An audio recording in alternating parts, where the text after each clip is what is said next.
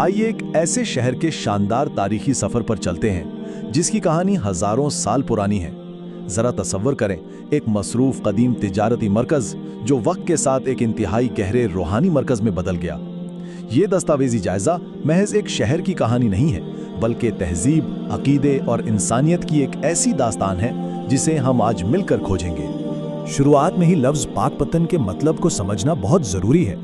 इसका लफ्जी मतलब है पाक घाट, यानी दरियाए सतलज को पार करने का एक तबई रास्ता जो वक्त गुजरने के साथ लाखों लोगों के लिए एक रूहानी पनाहगाह बन गया। तो असल नुक्ता ये है कि ये महज एक दरिया पार करने की जगह नहीं रही, बल्कि रूह को पाक करने का एक इंतहाई खूबसूरत इस्तिआरा बन गई। बाब एक, अजोधन की कदीम तारीख और वादी सिंध से मौर्य दौर तक का सफर। अब जरा इस टाइमलाइन पर नजर डालें। ये शहर की क़ब्ल इस्लाम की तारीख की बेपनाह वसअत को वाज़े करती है। हम वाज़े तौर पर देख सकते हैं कि किस तरह दरियाए सतलुज की किनारों पर इब्तिदाई तहजीबों की तहें एक दूसरे पर चढ़ती गईं। हज़ारों साल पहले वादी सिंध और वैदिक असरात, फिर तीसरी सदी क़ब्ल मसीह में अशोक के दौर में बुद्धमत का फैलाव और 8वीं सदी से पहले हिंदू रिवायात के तहत एक ज़राअत और मजहबी रस्म व रिवाज के मरकज़ के तौर पर इसका उरूज। ये वाकई हैरान कर देने वाला है ना, कि इस मिट्टी में कितनी ही तहजीबों के आसार दफन हैं। तो तसव्वुफ के एक अजीम मरकज के तौर पर पहचाने जाने से पहले अजोधन की असल पहचान क्या थी? दरअसल उसका जोग्राफिया। दरियाए सतलज के करीब इंतहाई ज़रख़ीज़ ज़मीनें और वस्ती एशिया से जोड़ने वाले अहम तिजारती रास्ते। बिल्कुल इन्हीं चीज़ों ने उसे कदीम दौर में एक ताकतवर तिजारती और मजहबी मरकज़ बना दिया था। इन्हीं खूबियों ने इस शहर को माशी और सकाफती लिहाज से बेहद मालामाल किया। बाब दो, इस्लाम की आमद और तारीख का एक नया मोड़।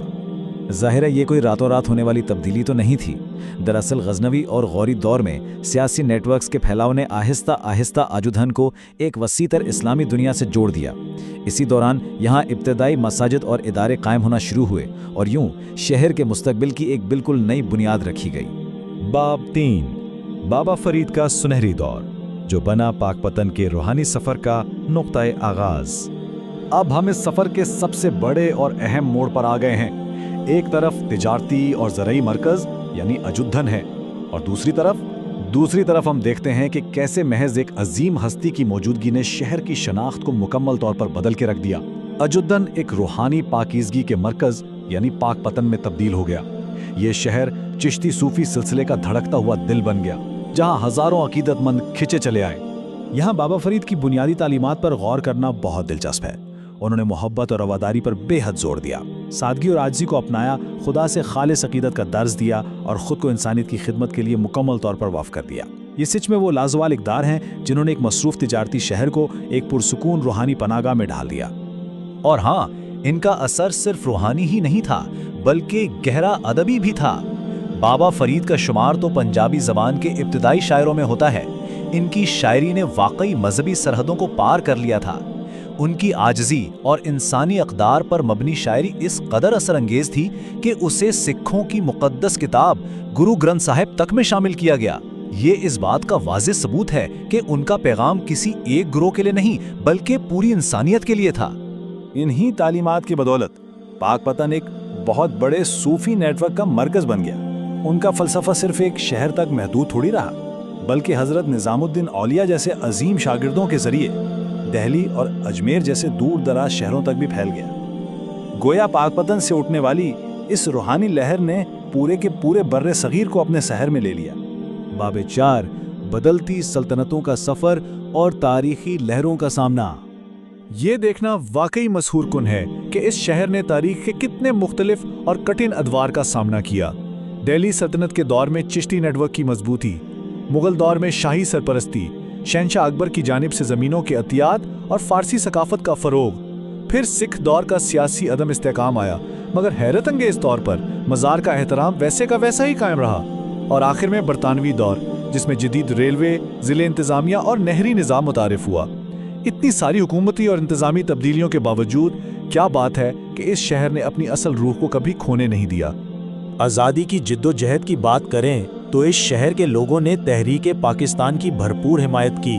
फिर 1947 की तकसीम के बाद पाकपतन बाकायदा तौर पर पाकिस्तान का हिस्सा बन गया। उस वक्त जब बड़े पैमाने पर आबादी की मुंतकली हो रही थी तो ये शहर बेशुमार मुस्लिम मुहाजिरीन का नया घर बन गया। इस हिजरत ने शहर के सकाफती और आबादियाती नक्शे को हमेशा के लिए तब्दील कर दिया।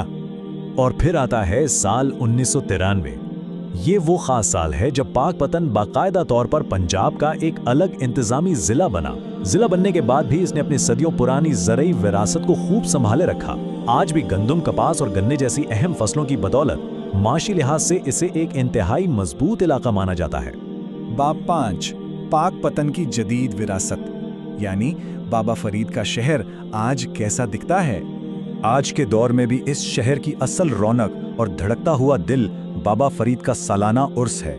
जरा इस मंजर को तसव्वुर में लाएं, दूर दराज से हजारों अकीदतमंदों का एक जगह जमा होना, शहर भर में गूंजती हुई रूह परवर कवाली, दुआओं और लंगर का एहतमाम, और फिर वो खास लम्हा जब बहश्ती दरवाज़ा खोला जाता है। ये तमाम रिवायात मिलकर एक ऐसा तिलिस्माती माहौल बनाती हैं कि महसूस होता है जैसे सदियां गुजरने के बावजूद वक्त वहीं ठहर गया हो।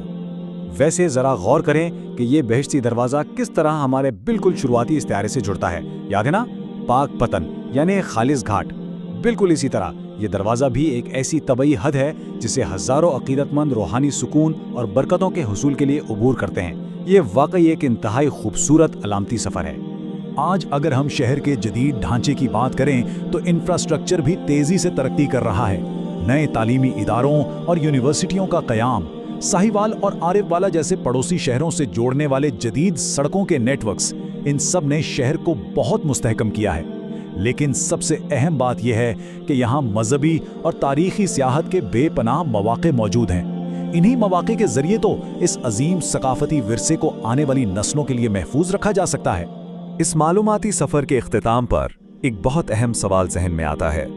आखिर एक शहर हज़ारों साल की बड़ी बड़ी तब्दीलियों के बावजूद अपनी इस रूहानी रूह को कैसे महफूज रख पाता है?